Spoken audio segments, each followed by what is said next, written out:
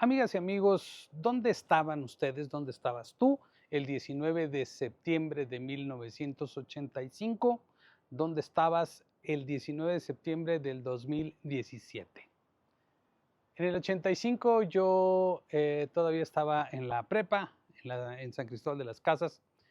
Mi familia cercana, una hermana de mi mamá, vivía en la colonia de Doctores.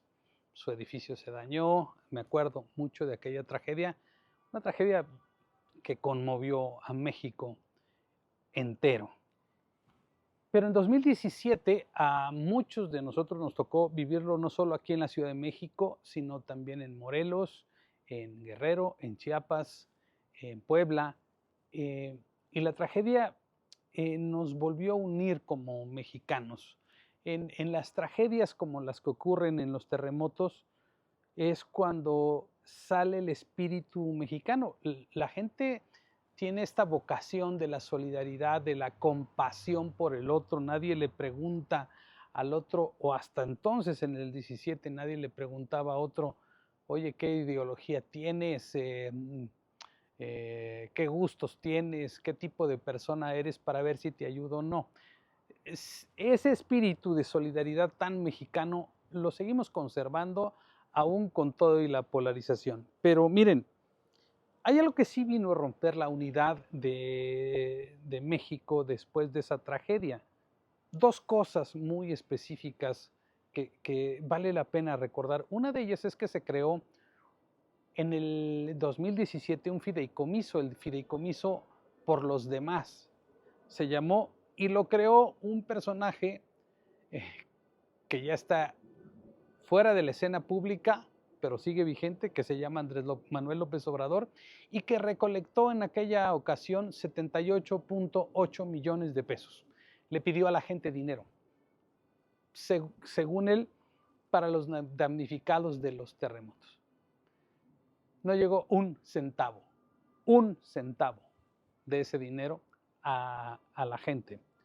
Ese dinero fue metido a través de los famosos carruseles en donde estuvieron varios personajes, incluido luego su secretario particular, metiendo dinero de a poquitos en los bancos, y se transaron toda esa lana. Esa lana, que era lana que mexicanos le entregaron con confianza a este personaje, todavía no con tantos antecedentes como los tiene el día de hoy, y este personaje se clavó la lana. López Obrador se clavó los 78.8 millones de pesos, se los embolsó. No fue un centavo a los damnificados para donde habían pedido la lana. Tanto es así que el Instituto Nacional Electoral sancionó al partido Morena por ese hecho, porque además lo hizo público, ¿se acuerdan cuando sacó su papelito y toda la cosa? Y esa sanción fue revocada por el Tribunal Electoral. O sea, le perdonó la lana, le perdonó el abuso, el atraco. Este personaje siempre ha sido un ratero, un traidor, un corrupto, y creo que a muchos mexicanos les hizo falta un sexenio, a otros les están haciendo falta dos, para darse cuenta de qué tipo de personajes son. Otra de las involucradas en esta tragedia del 19 de septiembre del 2017 se llama Claudia Sheinbaum y vive hoy en Palacio Nacional. Ella tuvo que ver con la autorización de permisos al colegio Repsamen, que se cayó y donde murieron 26 personas, la mayoría de ellas niños. ¿Y qué pasa? En lugar de que estas personas estuvieran en la cárcel, llegaron a Palacio Nacional con el voto de millones de mexicanos, como sea, comprados, manipulados, pero llegaron al Palacio Nacional. Y con la complicidad de muchos otros, no me refiero a ustedes, por supuesto, que dijeron no pasa nada, no va a pasar nada, se va a portar bien. Están exagerando. Ya cuando llegue al poder se va a portar bien. No, vean en lo que derivaron. Todos los días tenemos un caso más, ya salió otra diputada corrupta, el de la barredora, Mario Delgado con el huachicol, el secretario de Marina de López Obrador, los hijos de López Obrador, los excesos del presidente de la Cámara de Diputados, el anterior. Es un cagadero. Morena es un cagadero, un atascadero. Son los más rateros, los más traidores, los más corruptos, los más ineptos. ¿Y saben qué pasa en estos regímenes populistas, en estos regímenes que se basan en engañar a la gente? Es que son los que más abusan de la confianza de las personas. Pero ellos creen que eso va a durar para toda la vida. Y no necesariamente es así. No necesariamente dura toda la vida. Sin embargo, lo que están haciendo es tratar de acabar con las formas que existen todavía en este país de ponerles límites. Hoy el único límite que tenemos somos nosotros, la ciudadanía que quiere participar o que está dispuesta a participar más bien. En realidad, estas tragedias como la del 85 y las del 2017, pues no son tragedias que se puedan prever, son cosas de la naturaleza, no hay a estas alturas del partido más que la alerta sísmica, que es una chingonería en México y que nos ha ayudado mucho a salvar muchas vidas y evitar muchas tragedias, pero las tragedias posteriores ya son responsabilidad de los gobiernos y de la gente que abusa. Hay mucha gente en este país que en una tragedia como las que ocurren cuando hay este tipo de sismos o otras desgracias, por ejemplo, las inundaciones y todo esto, se dedican a la rapiña, no a la solidaridad. Afortunadamente, la mayoría de los mexicanos somos más solidarios que de los que se dedican a la rapiña, los que abusan de la tragedia. El problema es que desde hace 7 años en este país hay un gobierno muy parecido a la gente esa que encuentra un tráiler accidentado y hace una rapiña atroz. Por supuesto que jamás se van a fijar en el chofer.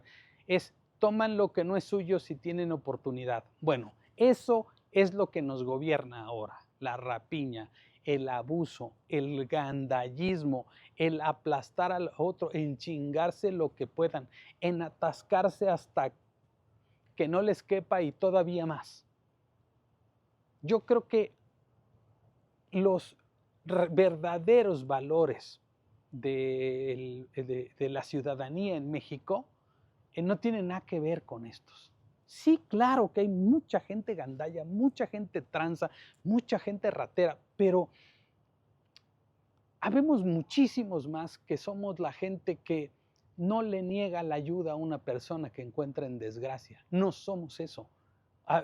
Muchos de nosotros, hoy estaba conversando con un amigo muy querido, Alejandro Ramírez, que me acuerdo mucho de él porque justo en esta época estuvo en casa, se quedó en casa. Él venía de un maratón un maratón en Holanda, regresaba a México y justo llegando a México se dio todo esto del terremoto, durmió en casa y al día siguiente él es especialista, es rescatista.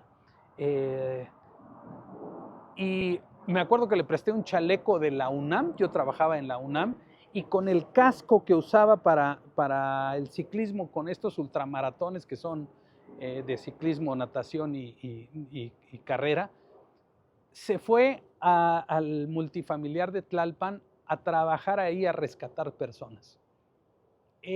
Ese tipo de gente es inspiradora desde mi punto de vista, y hay mucha más que se dedicó a dar comida. Yo me fui a buscar a mi hijo, yo me acuerdo que estaba en Radio Fórmula trabajando, y mi hijo, que estaba en la universidad todavía, dejó su teléfono adentro de la escuela cuando los evacuaron y lo perdí.